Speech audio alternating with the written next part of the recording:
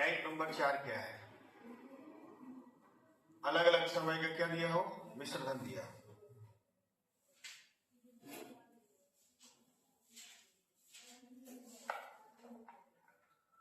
देखिए type number 4 अलग अलग समय का मिश्र धन दिया, अलग अलग समय का मिश्र धन दिया।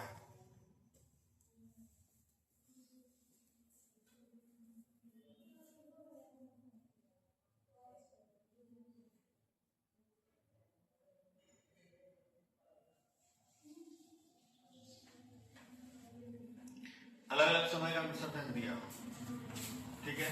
पहले प्रश्न नोट करिए, प्रश्न नोट करिए। एक धनराशि चक्रवृद्धि ब्याज की दर से 3 वर्ष में, 3 वर्ष में कितना हुआ है? 800। और 4 वर्ष में 4 वर्ष में कितना हुआ है? 804। अब आपको बताना है गैप कितने का है। 1 वर्ष का है ना? 1 वर्ष में अगर इसको हम काटते हैं कितना हुआ है? 20 से कितना हो गया है? 21। कितना बड़ा है? 1 बड़ा है कितने पर? 20। यानी कितना है? 5। दर का जो मान है वो कितना है? 5% वार्षिक है।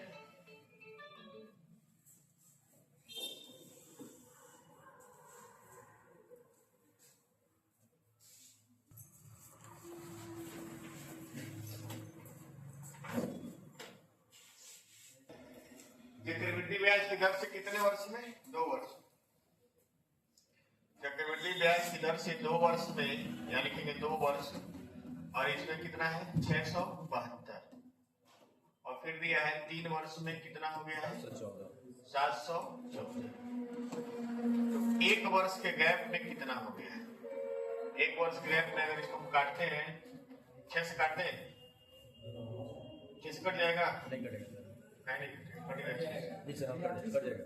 6 कम 6, 6 कम 6 और 6 दूना 12, 6 कम 6, 6 कम 6, 6 नवा 14। 112 से कितना हुआ है? 119। 16 7 से काटेंगे, 16 7 112, 17 7 119। 1 बड़ा है कितने पर? 16। 1/16 को बोलते हैं 6 सही 1/4, यानी 6.2। कौन सा दिया है? 6 सही 1/4%। आर का मान लगा लीजिए, लगा लीजिए। जो है 8% चक्रवृद्धि ब्याज की दर से 2 वर्षों में कितनी हो जाती है? 2 वर्ष में 14,400। और 4 वर्ष में कितना हो जाता है? 20,736। तो 2 वर्ष का इसमें गैप है। 2 वर्ष में हो जाता है, इसे काट दें, 4 से काटे, पहले 12 से काटते हैं तो 1200, 12 कम 12, 12 7 84, 12 दूना 24, 12 8 फिर से 12 से काट दीजिए, 100 आ जाएगा और आ जाएगा 144। ठीक है, 2 वर्ष में इतना है, यानी 2 वर्ष में ये दिया है 10 का स्क्वायर और 12 का स्क्वायर। 1 वर्ष के लिए क्या हो जाएगा? 10 से 12, यानी 5 से 6। कितना होगा? 1 बड़ा है 5 पर, यानी 20% क्या है? वार्षिक दर है।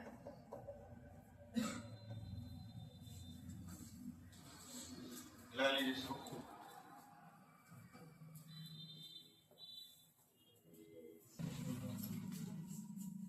दो वर्षों में 1210, 2 वर्ष में 1200 कितना हो रहा है? 10। और 5 वर्ष में कितना हो रहा है?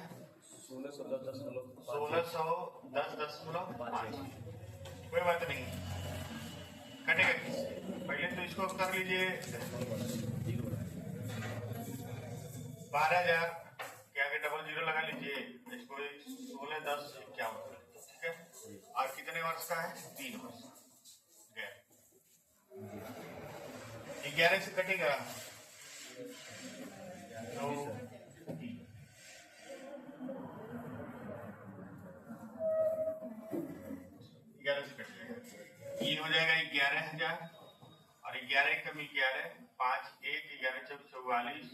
कितना बचा 7 0 11 6 66 11 4 44 11 का 11 फिर से 11 से कटेगा 1000 और ये हो जाएगा 11 कम 11 11 दिया 33 11 दिया 33 11 कम 11। अब देखिए 3 वर्ष में क्यूब बनेगा, ये हो जाएगा 10 का क्यूब और ये हो जाएगा 11 का।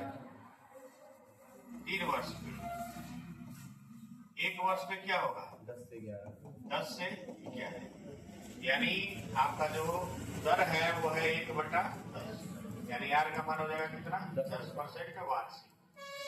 1 वर्ष के लिए आपको लेना पड़ेगा तभी आप वार्षिक दर बता पाए, नहीं तो आप नहीं बता सकते।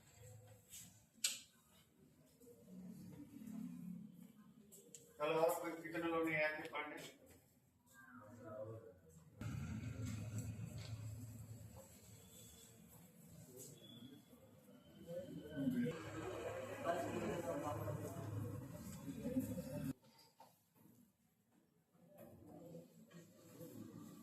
समय भिन्नात्मक होगा तो क्या करेंगे?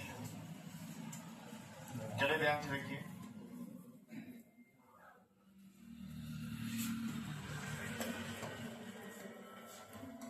समय भिन्नात्मक होगा तो क्या होगा? जो नया दर होगा वो पुराने दर में समय से क्या होगा गुणा। जैसे मान लीजिए दर है आपका 12%, कितना है 12 और समय दिया है, समय बराबर दिया है 1 सही 3/4 वर्ष। तब आप दर कैसे लिखेंगे? आप ऐसे समझिए 1 + 3/4 12 में 1 का गुणा करेंगे तो यहाँ पहले साल लगेगा 12% और 12 में 3/4 का गुणा करेंगे देखने का कितना हो जाएगा 9%। यानी पहले साल लगेगा कितना 12 और अगले बार लगेगा कितना 9%। 3 देखिए 3 3 3 3 4 बार ऐसे बांट दिया जाए तो 4 में से जब 3 लेंगे तो हमारा 3 3 3 कितना हो जाएगा 9%। पूरा 1 वर्ष पूरा वर्ष होता तो कितना होता 12%, लेकिन 3/4 वर्ष है इसलिए कितना लगेगा 9%। ठीक है, एक और एग्जाम्पल समझिए। जैसे मान लीजिए दिया है 16% वार्षिक दिया है, ठीक, और समय दिया है 2 सही 1/2 वर्ष। तो पहले साल लगेगा कितना 16, दूसरे साल लगेगा कितना 16 और तीसरे साल जो लगेगा यानी 1/2 वर्ष के लिए लगेगा 16 × 1/2 कितना है 8। ऐसे लगेगा, ऐसे में मान लीजिए एक और हम एग्जाम्पल लेते हैं। R का मान ले लेते हैं 20% और समय ले लेते हैं 3 सही 1/4। तो 3 साल के लिए पहले साल कितना लगेगा 20%, फिर लगेगा कितना 20%, फिर लगेगा कितना 20% और फिर 20 का 20 × 1/4 करेंगे तो कितना है 5%। ऐसे लगेगा यानी 120 × 120 × 120 बटा 100 और है ना बटा 100 और यहाँ हो जाएगा 105/100। कुछ समझ में आया कि नहीं आया? बतिया लीजिए उसके बाद पढ़िएगा, उतारिए इसको, जिसको समझ में आ रहा है ठीक है, नहीं समझ आ रहा तो ना आए।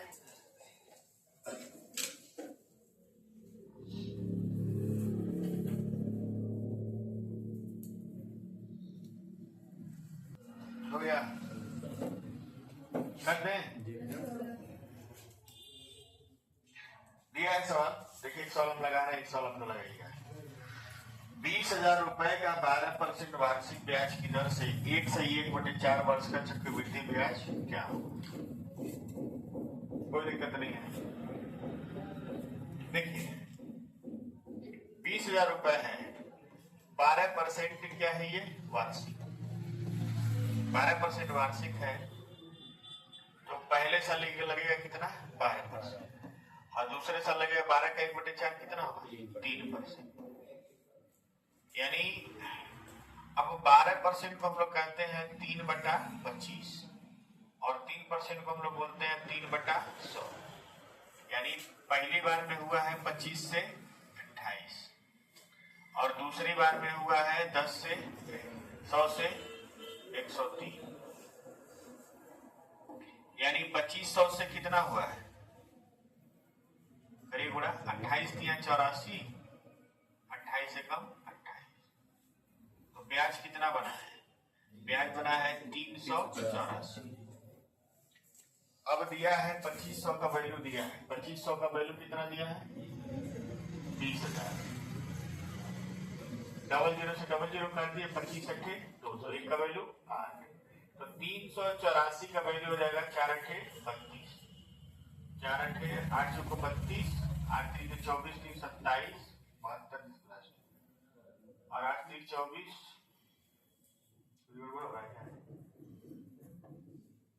8 से 32, 8 अट्ठे 64, 3 67, 8 1 24, 30, 3072 है, 10 गुणा करें, ये आपका हो जाएगा चक्रवृद्धि ब्याज। कितने साल का, 1 से 1/4 साल।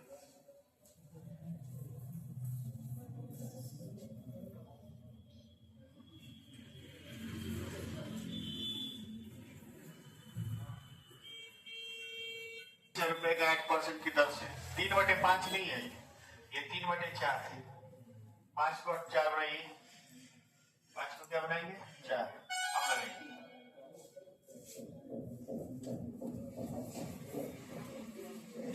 8% है ना, तो पहले साल कितना लगेगा 8% और उसके बाद कितना लगेगा 6%। 8% का मतलब 2/25 और 6% का मतलब 3/50, यानी 25 से कितना हुआ 27 और 50 से कितना हुआ 53, गुणा कर लीजिए, 25 × 125, 1250 से 27 दिया 81, 27 × 135, 8 143, ठीक, इतना बना है। ब्याज कितना है 1450 होता तो सीधे 200 हो जाता, 200 में 0 घटाइए 181, ये है आपका चक्रवृद्धि ब्याज। अब दिया है 1250 का वैल्यू, कितना दिया है 25,000, 0 से 0 काट दीजिए, इसको 25 से काटेंगे तो ये आ जाएगा 5 का वैल्यू हो जाएगा 144, ठीक है, 5 का वैल्यू 144, तो आपको बताना है 181 का, एक का वैल्यू हो जाएगा 144/5, आपको 181 का वैल्यू निकालना है, तो 144 गुणे 181/5, 5 का वैल्यू 5 × 10, 5 × 40, 5 × 40, 28.8 में गुणा कर दीजिए, 28.8 में गुणा करिए 181, कितना आ जाएगा 52 12.8, कितना रुपया में लगेगा, कैलकुलेटिव बना देता है सवाल।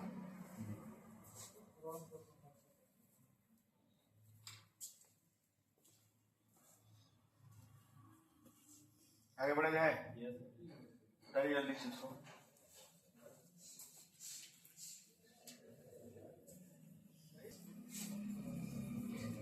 ₹5,000 का 10% वार्षिक ब्याज की दर से 2 से 1/2 वर्ष का चक्रवृद्धि ब्याज क्या होगा, इसका ऑप्शन गलत है, ठीक है, ये ऑप्शन सही नहीं है, पिछला ऑप्शन ये है, तो ऑप्शन इसमें ऑप्शन गलत है ना, ऑप्शन हम आपको बता देना क्या रहेगा, ये ऑप्शन नहीं सही है, ठीक है, ऑप्शन हम आपको दे दे रहे हैं।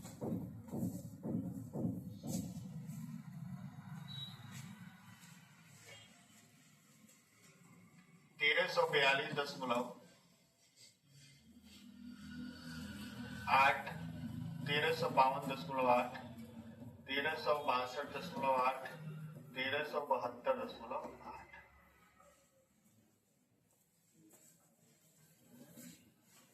लगाइए डिजिटल सम,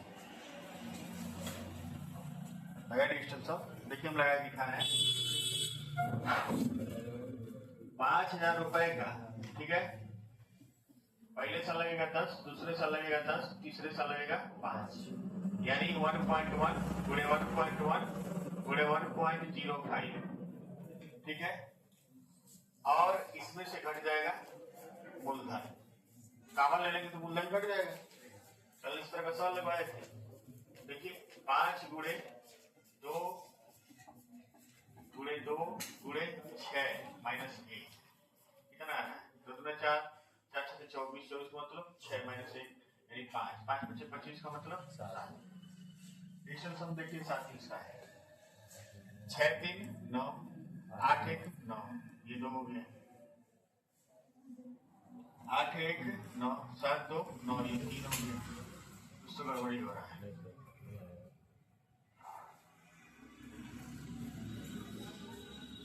5 3 8 1 9 इसका आएगा 1 4 3 7 2 9 8 1 9 इसका आएगा 0 गड़बड़ हो रहा है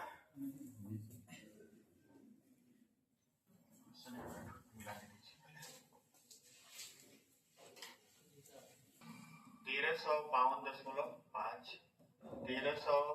1362.5 यहाँ 8 लिख दिए थे तो 1372.5 अब डिजिटल सम देखिएगा 4 3 7 2 9 ये 6 हुआ है और 5 3 8 1 9 ये 7 हुआ है ये होगा पूरा और 6 3 9 5 2 7 1 8 हुआ ये भी नहीं होगा और 7 2 9 5 3 8 1 9 ये भी नहीं हुआ यानी इसका उत्तर क्या होगा 1352.7